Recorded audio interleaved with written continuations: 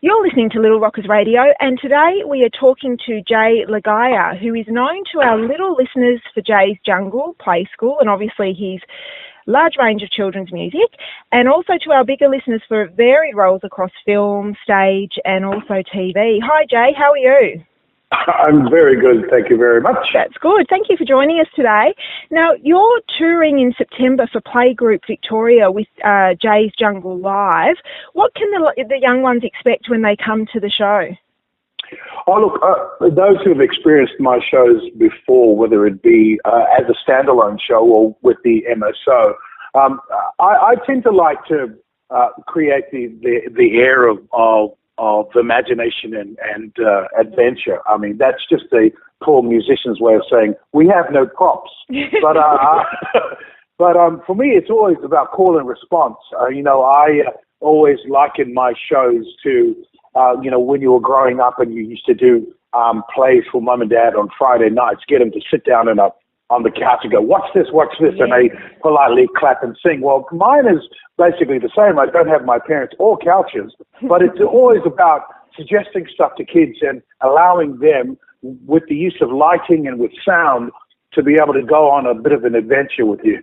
Yeah, and I've heard a lot of people say that there's such a stark difference between being in the studio and recording, or even being in front of the camera where you're performing for children, but quite often there's only adults in the studio, and then performing live, which is what most people love to do most. Yeah, look, I think people are always surprised when you say, whether it be Jay's Jungle or Play School, we don't have any kids in the studio. I mean, 9 times out of 10, because we ask a rhetorical question, and they would answer it. And you just go, no, I was talking to the children out there in the audience, in the television land.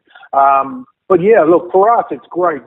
There are some presenters who don't handle live performances really well. Mm.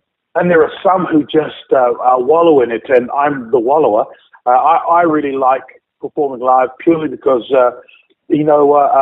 kids are great in that they're great levelers. They're very humbling because children won't lie to you. If you're boring them, they will walk away from you halfway through a sentence. I've had kids just walk away from me halfway through a sentence. You go, how are you? And where you go?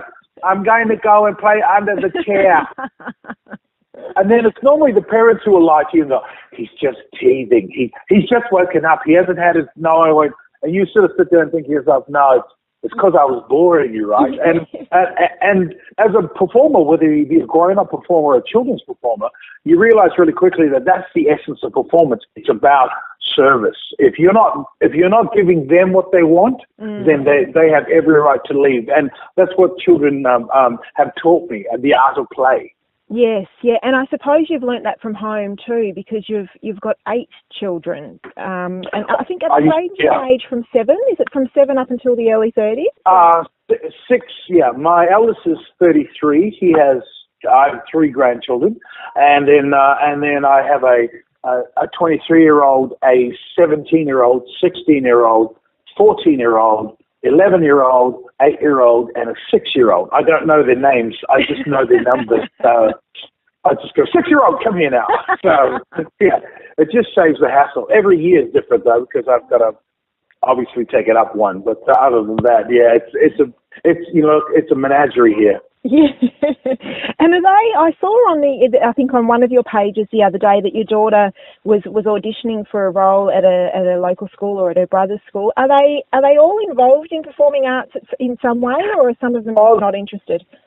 So, well, look, they are purely by osmosis. When you're in my household, there are musical instruments everywhere. They all play.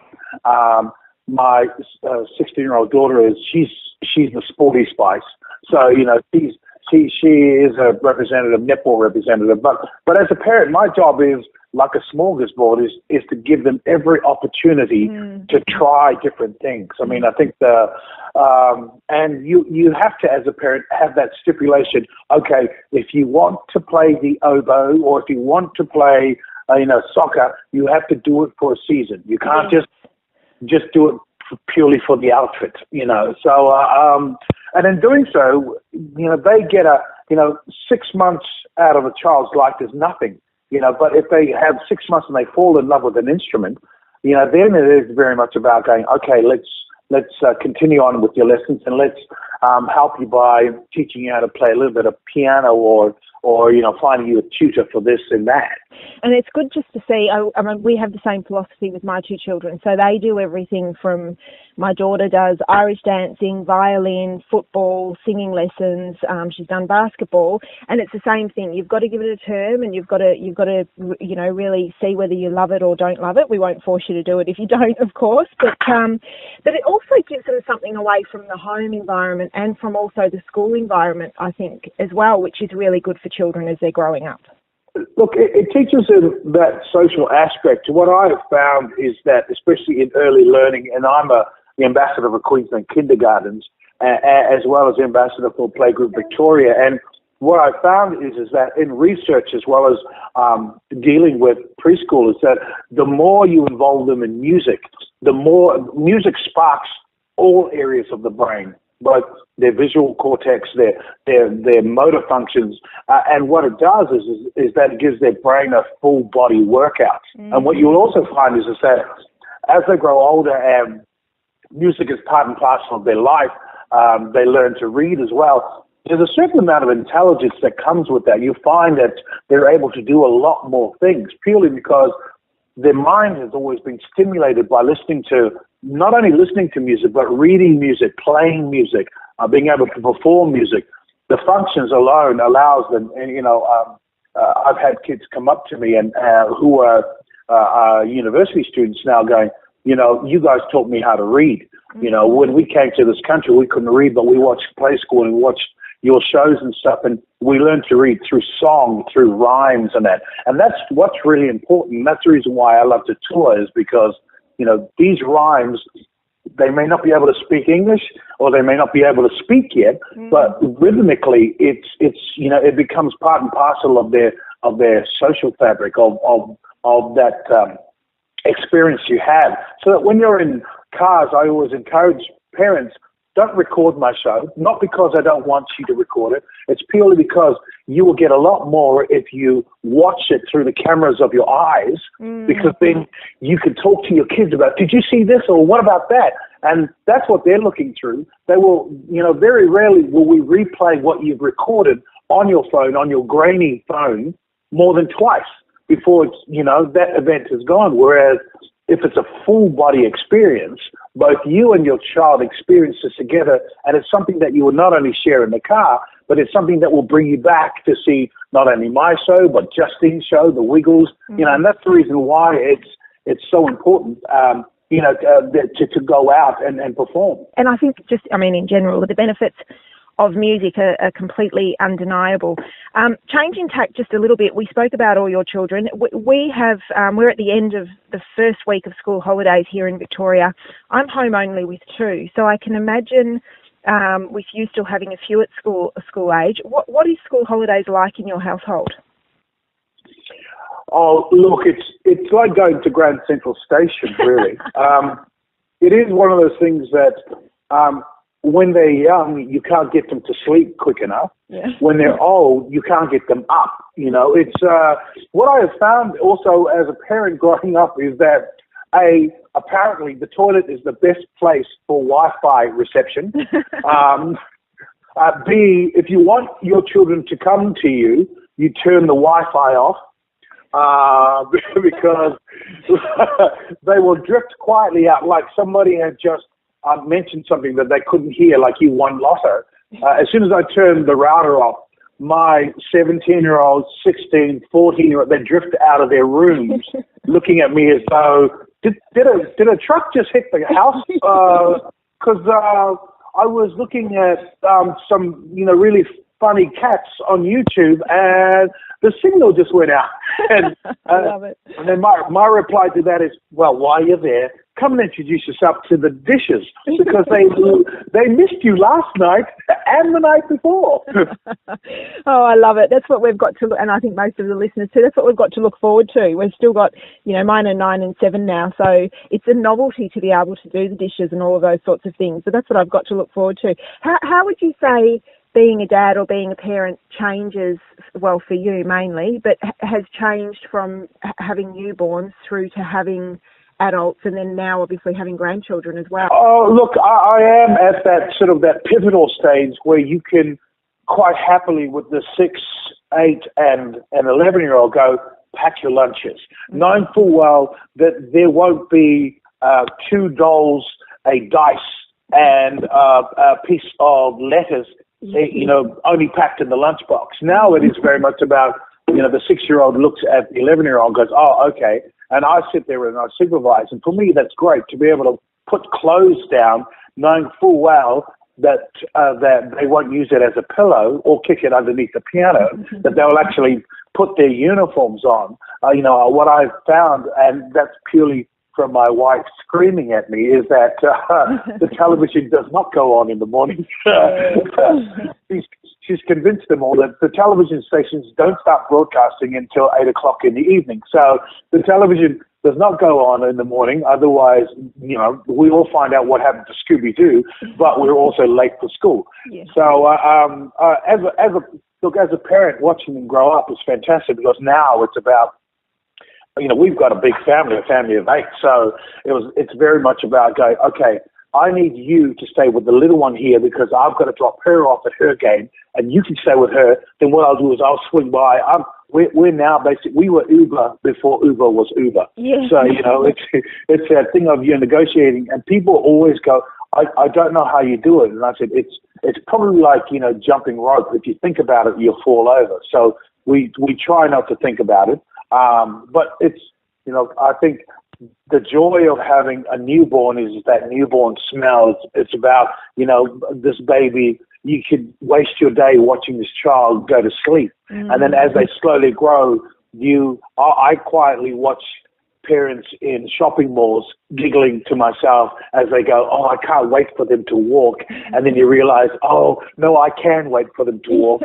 And then also for me, the running joke in our household is, if it wasn't for the school, my second born upwards would never have any photographs, because, you photograph like you're an FBI agent, the firstborn. Look at this. He rolled over, photograph. He's sleeping with you, photograph. He's looking, photograph. The secondborn is like, a lost criminal. You may have a couple of photographs of them in the back of the firstborn, but other than that, so my children always go, why is it that you've only got photographs of me in uniforms as well? Thank you, school. So, yeah. I keep forgetting to take a photograph of you. I can't remember your name either. What is your name? You're 8, that's right, okay. We have the same joke in our household, actually, because my husband and his brother, there's probably 3 or 4 photos of his brother. My husband was obviously the firstborn. And it's an ongoing joke. It's hilarious. So we actually really did try to go to the effort to make sure that we took photos of our daughter. But it's so true, and I think that's probably the case across all households, whether you've got 2 children or 8.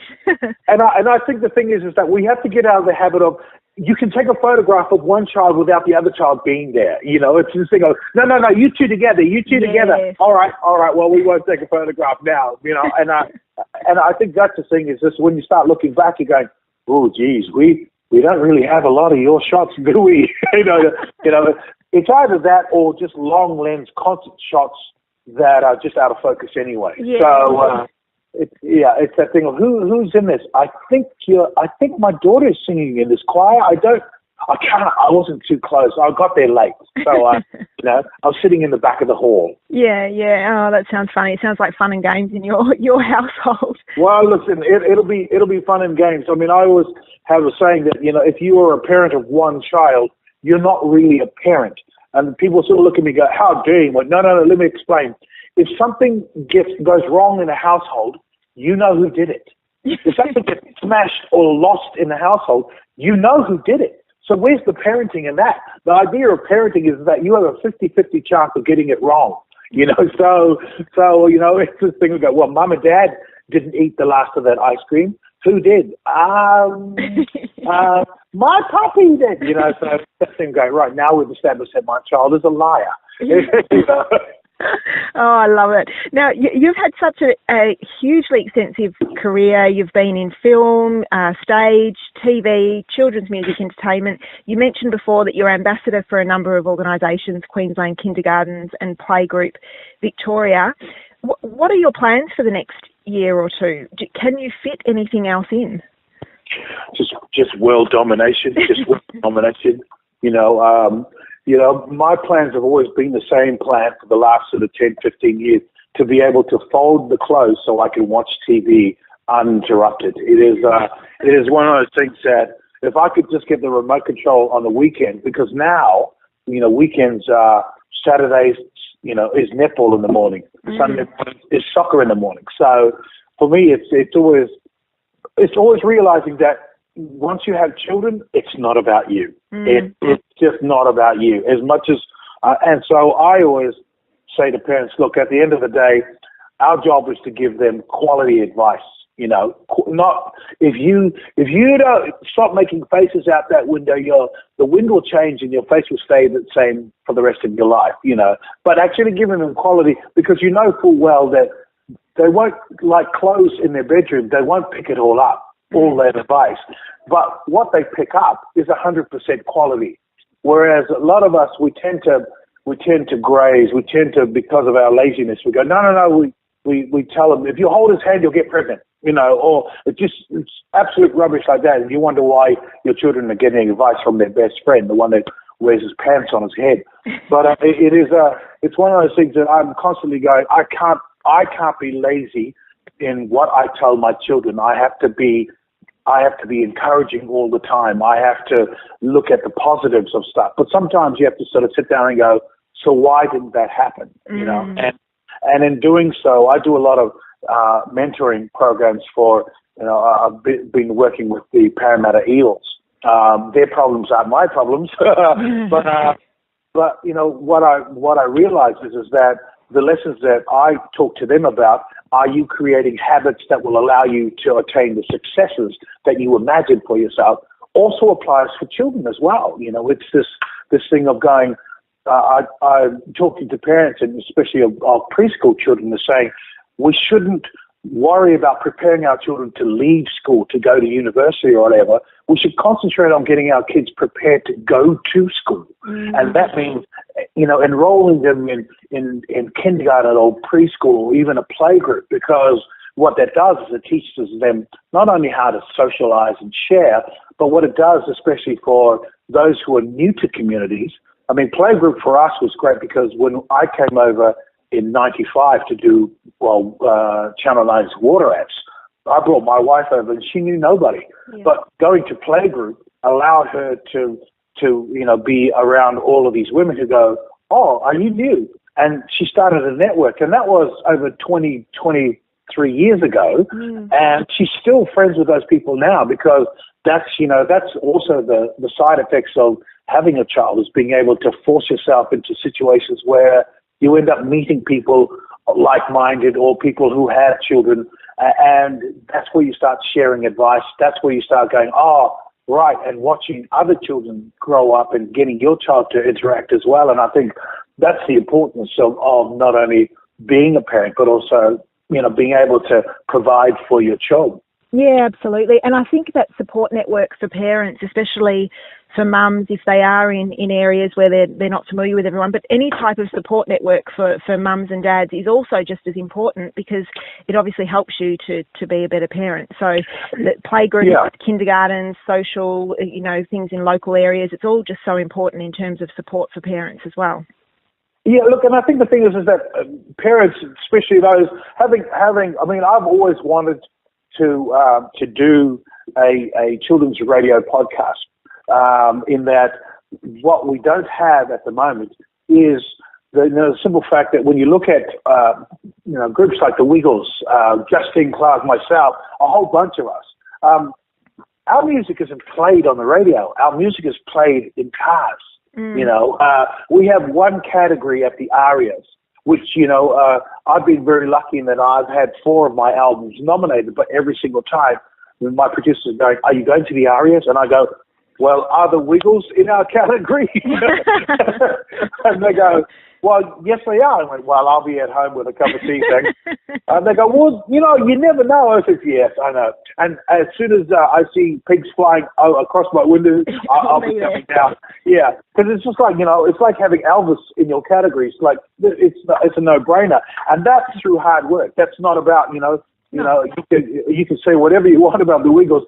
Those guys are, one of the hardest working groups I've ever seen. So they deserve that success. But for me, it's the thing of going, we're in that category because we are popular.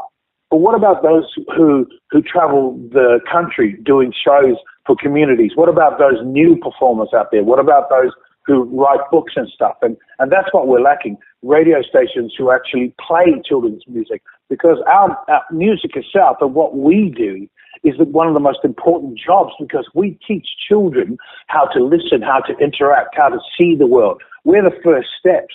And yet we are almost treated like a third world, almost forgotten. I think that's wrong. Yeah, I completely. And one of the things that I noticed when I first started Little Rockers Radio, which is obviously an online radio station, I obviously had in my head the names that you've mentioned yourself, the Wiggles, Justine Clark.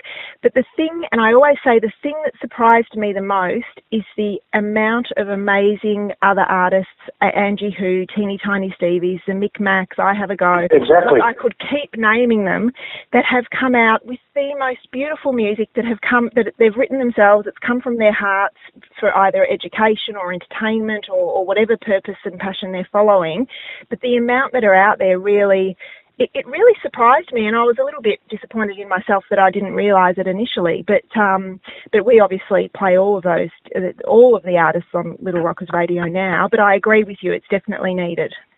Yeah, and look, I think that's the thing about it. If we didn't have platforms like yourself, I mean, they wouldn't hear. Even though when I grew up in New Zealand, there was a radio station 1YA which played children's music and also children's stories. And those are the things that really stayed with me. Being able to listen to the story right until my father's beeping the horn going, we are going to church, get in the car. Yeah.